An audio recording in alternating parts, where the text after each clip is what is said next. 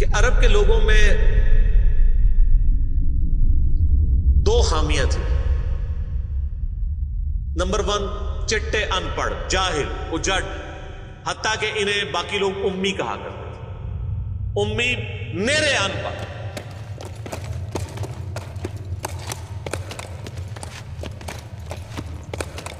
دوسری خامی تھی کہ یہ لوگ آپس میں لڑتے رہتے تھے. خاندانوں کے خاندان ختم ہو جاتے تھے. پانی پینے پلانے کے اوپر جھگڑا ہوا ہے تو 10 سال لڑائی ہو رہی ہے. یہ دو خامیاں تھیں. نمبر 1 چٹے ان پڑھ، نمبر 2 لڑاکو لیکن آپس میں. لیکن دو خوبیاں بھی تھیں. ایک خوبی یہ تھی کہ یہ ٹف ماحول کے عادی تھے. ریگستان کے رہنے والے، گرمیوں میں یعنی اتنے مشکل سفر کرنے والے، اونٹ کے اوپر مہینوں کے سفر، تھوڑا سا ساز و سامان کے ساتھ. اور دوسری خوبی یہ تھی کہ یہ جب کسی کو زبان دے دیتے تھے نا، پھر گردن ہی کٹتی تھی، پیچھے نہیں ہٹتے تھے، چاہے کسی دشمن کو بھی زبان دی. اللہ نے ان کی یہ دو خوبیاں یوٹیلائز کر لی کہ زبان دی اللہ کے نبی علیہ السلام کو، انہوں نے جس نے دی، پھر گردن ہی کٹی ہے.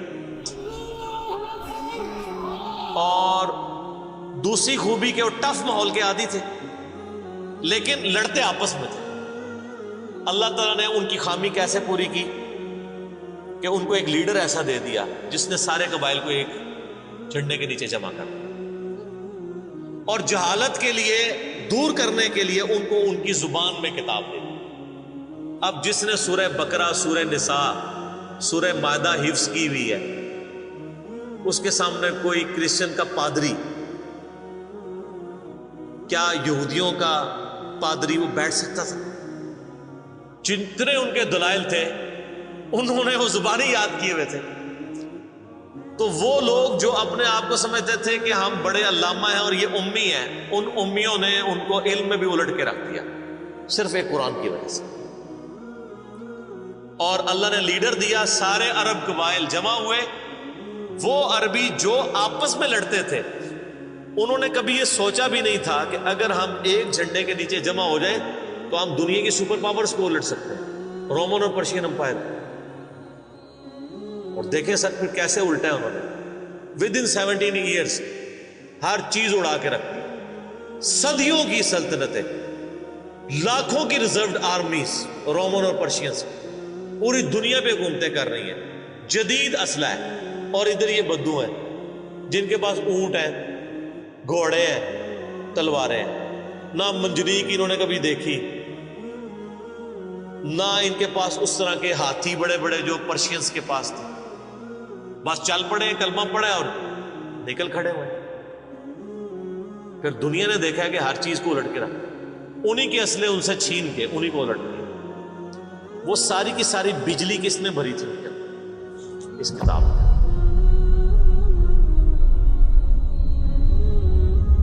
یہ کتاب تھی. کتاب پڑھتے تھے، ایمان تازہ کرتے تھے. جہاد کا کیوں ذکر ہے اتنا قرآن کے اندر؟ کیونکہ اللہ نے ایک ایسی امت اٹھانی تھی جس نے تلوار کے زور پہ اکھاڑنا تھا رومن اور پرشین. ہم مانتے ہیں کہ اسلام تلوار کے زور پہ پھیلا ہے، لیکن یہ تصویر کا ایک رخ ہے. تصویر کا دوسرا رخ یہ ہے کہ جو بدماش صدیوں سے دنیا پہ حکمران تھے اور لوگوں کی رعایا کا استحصال کر رہے تھے، اپنی رعایا کا، ان پہ انہوں نے اتنے ٹیکسز لگائے ہوئے تھے. ان کو اکھاڑنے کے لیے کیا میٹھی میٹھی باتیں چاہیے تھی؟ طارق جمیل صاحب کے لیکچرز نے رومن اور پرشین امپائر اکھاڑنی تھی. یہ تو ان لوگوں کے لیے نہیں مسلمان ہو چکے ہیں. بدماش کب اپنی پوسٹ چھوڑتے ہیں؟ ان کو پھر اسلحے کے زور پہ ہی اکھاڑنا تھا. اور پھر اللہ نے صحابہ کرام کی تلواریں مسلط کی ان کو. جب اکھاڑ دی، فریڈم آف ایکسپریشن مل گیا، پھر معاملات سیدھے ہو گئے. اس زمانے میں بادشاہ کا دین رعایا کا دین ہوتا تھا. اگر کوئی رعایا کہے نا کہ میں بادشاہ کے دین سے الگ ہوتا ہوں، قتل ہو جاتا تھا. آپ پتہ عیسائیت کیسے پھیلی ہے؟ یہ تو سارے بت پرست تھے. کانسٹنٹائن 2 جس کے نام پہ قسطنطنیہ شہر تھا جو بعد میں مسلمانوں نے فتح کیا، سلطان محمد فاتح نے، ٹرکی والوں نے اس پہ ایک فلم بھی بنائی ہے، اردو ڈبنگ کے ساتھ ہے، ایک ہی نشست میں آپ دیکھ سکتے ہیں 2.5-3 گھنٹے کی۔ جو فلمیں دیکھتے ہیں ان کے لیے، مولویوں کے لیے نہیں۔ تو اس نے وہ قسطنطنیہ فتح کیا، پھر اس کا نام استنبول رکھ دیا۔ وہ کانسٹنٹائن 2 جو تھا وہ کرسچن ہو گیا تھا، چونکہ وہ کرسچن ہوا تو پوری رعایا 3 بر اعظموں میں پھیلی ہوئی وہ کرسچن ہو گئی، ایسے کرسچینٹی پھیلی۔ تو رعایا کو وہی دین رکھنا ہوتا تھا جو حکمران کا ہے۔ پہلے حکمران بت پرست تھا، عیسائیوں پہ ظلم ہوتے تھے۔ بعد میں جب حکمران ہی مسلمان ہو گیا، اس زمانے ظاہر عیسائیت اسلام کا ہی نام تھا، تو سارے پیچھے اس امام کے۔ یہ بڑا خطرناک معاملہ تھا۔ دوسری طرف پرشین جو ہیں وہ آتش پرست تھے، ان کے نیچے آتش پرستی کا دین چل رہا ہے۔ تو یہ پھر ضرورت تھی کہ فریڈم آف ایکسپریشن دیا جاتا۔ اسلام نے تلوار کے زور پہ ان کو اکھاڑا، ان کی بدماشیاں ختم کی، اور ایسی ختم ہوئی کہ بخاری مسلم کی حدیث ہے، نبی علیہ السلام نے فرمایا ان قریب کیسر ختم ہو جائے گا، پھر قیامت تک کوئی کیسر نہیں ہوگا۔ ہائے ہائے ہائے سر، یہ پروفیسیز اللہ کی تائید کے ساتھ ہی کوئی دے سکتا ہے۔ ان قریب کسرا ختم ہو جائے گا، قیامت تک کوئی کسرا نہیں ہوگا۔ دیکھ لیں 1500 سال ہو گئے، نہ رومن امپائر دوبارہ بنی، نہ پرشین امپائر دوبارہ بنی، حتیٰ کہ اب تو وہ کنسیپٹ ہی ختم ہو گئے، ملکوں والا کنسیپٹ آ گیا۔ اور اس زمانے میں یہ بات کرنا ایک ایسے شخص کا جس کے اوپر ایمان لانے والے گنتی کے لوگ ہوں، بہت بڑی بات ہے۔ اور اللہ نے پھر اکھڑوایا۔ اور آج فریڈم آف ایکسپریشن ایسا ہے کہ آج تلاوت ہو رہی ہوتی ہے تو ٹرمپ بھی بیٹھ کے سن رہا ہوتا ہے۔ کیوں؟ حالانکہ وہ کرسچن ہے۔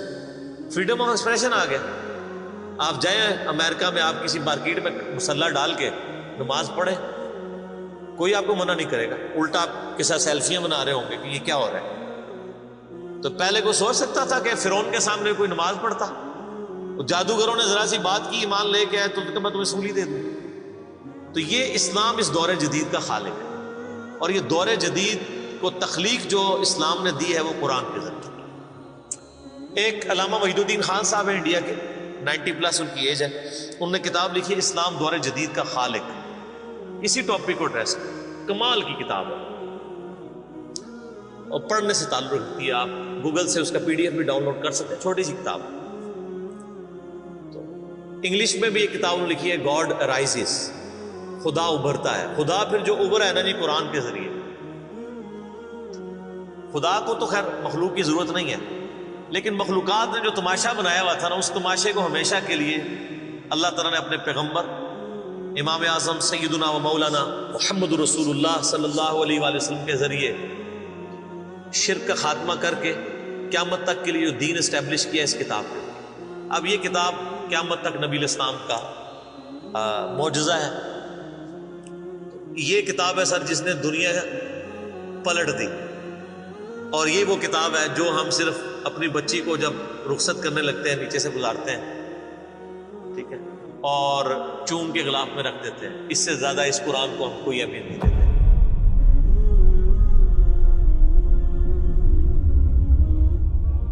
حالانکہ یہ قرآن اس لیے نازل ہی نہیں ہوا ہوا، یہ تو ہماری کتاب زندگی ہے، لیکن ماشاءاللہ ایسی سازش اسلام کے خلاف کی ہے، کافروں نے نہیں، مسلمانوں نے پوری نیک نیتی کے ساتھ جنازہ نکالا دین کا، اور ایک سلوگن دے دیا قرآن نہیں ڈائریکٹ پڑھنا گمراہ ہو جاؤ گے، قرآن میں بڑی بڑی مشکل چیزیں ہیں، اس کو ہاتھ نہیں لگانا۔ یہ یہودی بات کرتے تو ہم کہتے ہیں یہ اللہ کے دشمن ہے، مسلمان کہہ رہے ہیں ہم کہہ رہے ہیں بالکل صحیح۔ وہ میرا کلپ آیا نا پچھلے، لیکن اور ایک مولوی نے کہا ہے تو وہ اسلام 360 کے اوپر جو اس نے حملہ کیا ہے، تو میرا کلپ بھی اس پہ ریکارڈ ہوا ہے۔ تو پہلے تو لوگ کہتے تھے یہ ایسی باتیں کرتا ہے، اب تو ویڈیو میں لوگ ریکارڈ کرا رہے ہیں کہ جی قرآن ڈائریکٹ نہیں پڑھنا، آپ گمراہ ہو جائیں۔ اچھا آج تک آپ نے کبھی نہیں سنا یہ کہیں کہ فلاں مولوی کی کتاب ڈائریکٹ نہیں پڑھنی، آپ گمراہ ہو جائیں؟ یعنی مولوی کڈا سیاڑا ہے کہ اس کو طریقہ پتا ہے کہ میں نے بات کیسے سمجھانی ہے، اور اس کو ایسی کتاب لکھنی بھی آتی ہے جو گمراہ نہ کرے، اور اللہ کو ایسی کتاب نہیں دینی آئی کہ جو گمراہ ہونے سے بچا لے۔ قرآن میں کہاں ہے کہ یہ گمراہ کرتا ہے؟ وہ تو اللہ نے ٹانٹ کیا کہ جو قرآن پہ ایمان نہیں لاتے وہ گمراہ ہوتے ہیں، جو ایمان لے آئے اور بات مان لیں وہ کیسے گمراہ ہوں گے؟ یہ تو تعریف کی ہے انہوں نے۔ تو اس کتاب نے جناب دنیا کی کایا کلب کی ہے، اور اس کا ٹیسٹ آپ تبھی فیل کر سکتے ہیں جب آپ عربی جانتے ہو تھوڑی بہت، یا پھر اگر آپ نے اردو میں ٹیسٹ لینا ہے تو آپ مولانا مودودی رحمہ اللہ کا ترجمہ پڑھیں، وہ اسی سوز و گداز کو ٹرانسلیٹ کرتا ہے اردو کے اندر۔ میں نے ابھی تک کسی اور بندے کے ترجمے کو نہیں دیکھا کہ جو ترجمے بڑے لوگوں نے کیا، مذہب بریلوی صاحب نے، شریف تھانوی صاحب نے، ان دونوں کے ترجمے تو ویسے ہی وقت کے ساتھ ختم ہو گئے اس لحاظ سے کہ اس میں تو کئی الفاظ جو ہیں وہ پرانی اردو کے ہیں، ہمارے نئے بچوں کو تو سمجھ نہیں آتی لکھا کیا ہوا ہے۔ ہم نے کئی سنگتیں ہلاک کر دی۔ سنگتیں پتہ کسے کہتے ہیں؟ نہیں پتہ۔ کئی امتیں، انہوں نے امت کا ترجمہ سنگت کیا، اس زمانے میں وہ چلتا تھا، ٹھیک ہے۔ آج کل اگر آپ اعلیٰ حضرت کا یہ ترجمہ رکھیں تو لوگوں کو نہیں سمجھ آئے، لیکن مودودی صاحب نے چونکہ لیٹسٹ اردو میں ترجمہ کیا اور پھر وہ سوز و گداز ٹرانسفر کیا۔ میرا چیلنج، آپ کوئی قرآن کی صورت نکالیں اپنی مرضی کی، باقی ساروں کے ترجمے رکھیں، پھر مودودی صاحب کا بھی پڑھیں، تو آپ کو لگے گا کہ آپ کا دل تیزی سے دھڑکنا شروع ہو گیا ہے۔ الفاظ کے چناؤ، پھر اس میں جو ردم ہے، اور وہ انہوں نے تفہیم القرآن کے مقدمے میں لکھا ہے کہ میں نے دیکھا ہے کہ ہمارا نوجوان قرآن ترجمے سے لے کے بیٹھتا بھی ہے تو بور ہو جاتا ہے، تو ان کا میں نے سمجھا ہے کہ کیوں ہوتا ہے وہ، کیونکہ وہ تو پڑھ رہے تھے اردو میں، اللہ نے تو قرآن نازل کیا عربی میں، عربی اس نے سیکھنی کوئی نہیں ہے، اور اردو نے جو ترجمہ کیا ہوا ہے وہ انہوں نے ترجمہ کیا ہوا ہے ایز اے اسٹوری بک۔ یہ تو کتاب زندگی ہے، یہ تو زندہ کتاب ہے، بلکہ مسلمانوں کی زندگی کا سبب ہے۔ صحیح مسلم میں حدیث ہے، اللہ اس کتاب کی وجہ سے قوموں کو عروج دے گا اور اس کتاب کی وجہ سے لوگوں کو، امتوں کو زوال دے گا، جس کو ڈاکٹر اقبال نے پھر شعر میں کہا، وہ زمانے میں معزز تھے مسلمان ہو کر اور تم ہار ہوئے تارک قرآن ہو کر۔ وہ زمانے میں معزز کون؟ صحابہ، اہل بیت، تابعین، تبع تابعین، اور تم ہار ہوئے کون؟ اسی، اور صرف اسی نہیں، ساڑھے بزرگ بھی۔ یہ نہ سمجھیے گا، ظاہر آپ تو ہم کہہ سکتے ہیں نا، ڈاکٹر اقبال کے زمانے میں انڈیا، پاکستان، بنگلہ دیش کے جتنے بابے زندہ تھے، آج تو کہہ سکتے ہیں مر گئے ہیں۔ ڈاکٹر اقبال جب یہ شعر کہہ رہا تھا تم خار ہوئے تارک قرآن ہو کر، تو وہ خار احمد بریلوی صاحب، اشرف تھانوی صاحب، یہ سارے لوگ زندہ تھے اس وقت، تو انہیں کو ہی کہہ رہے تھے نا۔ حتیٰ کہ قرآن کے ترجمے کو بھی گناہ سمجھا گیا، یہ تو بہت بعد میں ترجمہ ہوا ہے، اس پہلا ترجمہ شاہ ولی اللہ دہلوی نے کیا۔ پہلے تو لوگ کہتے ہیں قرآن کا ترجمہ کرنے کی ضرورت نہیں ہے، اور یہاں لوگ کہتے ہیں بزرگوں کی بڑی خدمات ہے۔ ہم پوچھتے ہیں 1000 سال سے بزرگ یہاں بیٹھے ہوئے ہیں، کسی ایک بزرگ کا قرآن کا بخاری کا ترجمہ مجھے دکھا دیں کہ جی یہ سلطان باؤ نے دیکھے نہیں قرآن کا ترجمہ کیا، یہ جی داتا صاحب نے بخاری شریف کا ترجمہ کیا۔ کیا انڈیا، پاکستان، بنگلہ دیش کے لوگوں کی زبان عربی تھی؟ فارسی تھی نا، تو کسی بزرگ کو توفیق نہیں ہوئی ہے کہ قرآن کا فارسی میں ترجمہ کر دیں۔ اتنا بڑا چھکا میں نے مارا ہے کہ قیامت تک یہ روئیں گے۔ آندہ کو کہنا بزرگوں کی خدمات ہیں، ہمارے پرائم منسٹر صاحب بھی کہتے ہیں جی وہ فرید الدین گنج شکر کی بڑی تعلیم۔ فرید الدین گنج شکر صاحب نے کون سا قرآن کا ترجمہ کیا؟ اگر کسی نے قرآن کا ترجمہ ہی نہیں کیا، بخاری مسلم کا ترجمہ ہی نہیں کیا، وہ کیا خدمات کرتا رہے؟ وہ اپنی تعلیمات دیتے رہے۔ صحیح غلط اس کا فیصلہ ہم نہیں کرتے، وہ تو پھر میں اور طرف چل پڑوں گا۔ صرف جو خدمات والا ڈھونگ رچایا ہوا ہے نا، وہ میں آپ کو بتا رہا ہوں۔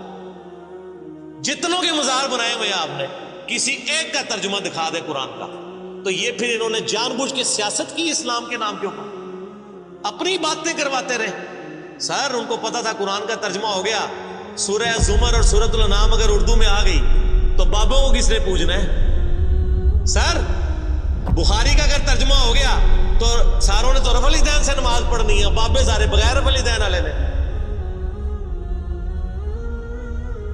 یہ وجہ تھی کی بڑی ہوشیاری ہے انہوں نے، اینا سب یوں بولے سمجھے، بہت ہوشیار سن، اور دیکھ لینا پھر اب رزلٹ سامنے آ گیا۔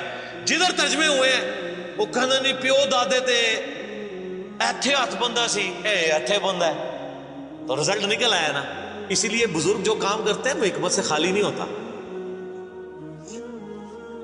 ہاں انہوں نے بڑی ہوشیاری دکھائی ہے آپ کے ساتھ، لیکن اللہ کا وعدہ ہے هو الذی ارسل رسولہ بالہدی ودین الحق لیظہرہ علی الدین کلہ۔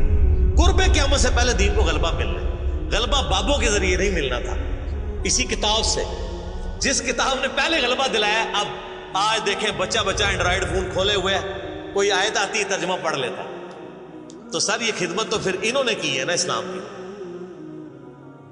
اچھا یہ اینڈرائڈ فون کس رحمت اللہ علیہ نے بنایا تھا؟ وہ کہتے ہیں بزرگ تے دنیا ہی کلپ کر دے نگاہ مار کے. وہ بزرگوں نو لے آؤ تے ٹھیپا موبائل نہیں چلا سکتے. آپ مجھے بتائیں میں کسی بزرگ کو قبر سے نکالوں اور اس کو یہ موبائل چلا لے گا؟ آپ کا بچہ چلا لیتا ہے. اور کسی کا اگر اتنا ایمان ہے نا بزرگوں کے اوپر تو آج والے بزرگوں میں بھی ہے. تو میں نے ان کو بڑی دفعہ مشورہ دیا ہے کہ وہ بزرگ جو جناب دنیا چلا رہے ہیں تو میں ان کو کہتا ہوں آپ کو بزرگوں کے ساتھ جہاز پہ بٹھاتے ہیں. جب 10 کلومیٹر ہائٹ پہ پہنچ جاتا ہے یہ بوئنگ جہاز, جب پہنچے تو ہم پائلٹ کو کہے تو تے بھائی بسم اللہ پڑھ کے تے پیراشوٹ نہ کود جا. بزرگ چلان تے جہاز لینڈ کران, وہ کتنے لینڈ ہوئے گا جہاز؟ بزرگوں نے مرید بھی اس جہاز ہی نہیں سے بیٹھ لگے جہاں تمہیں کہتے ہیں بزرگ دنیا چلا رہے ہیں, ان کو بھی پتا ہے جہاز کو نہیں لینڈ ہونا. اور جو جہاز نہیں لینڈ کرا سکتا, میں کہتا ہوں کسی بزرگ کو آپ لا کے جہاز کے کاک پیٹ میں بٹھا دینا, وہ نہیں لینڈ کرا سکتا. ہاں لینڈ کرائے گا اگلے جان جا کے, وہ بھی وہ نہیں کرائے گا, خود ہی ہوئے گا. سب کہانی ہے, کہانیوں کا دور ختم ہو چکا کیونکہ اب ایک نعرہ عام ہے. کون سا؟ کہ نہ میں وابی نہ میں بابی, میں ہوں مسلم علمی کتابی. تو یہ علمی کتابی جب ہم کہتے ہیں تو وہ علم کون سا علم ہوتا ہے؟ وہ کتاب کون سی کتاب ہوتی ہے؟ یہ اللہ کی کتاب جس پہ ہم بات کر رہے ہیں. تو آپ دیکھیں میں اس پہ بھی 30-35 منٹ لگ گئے. اب آپ آ جائیں سورہ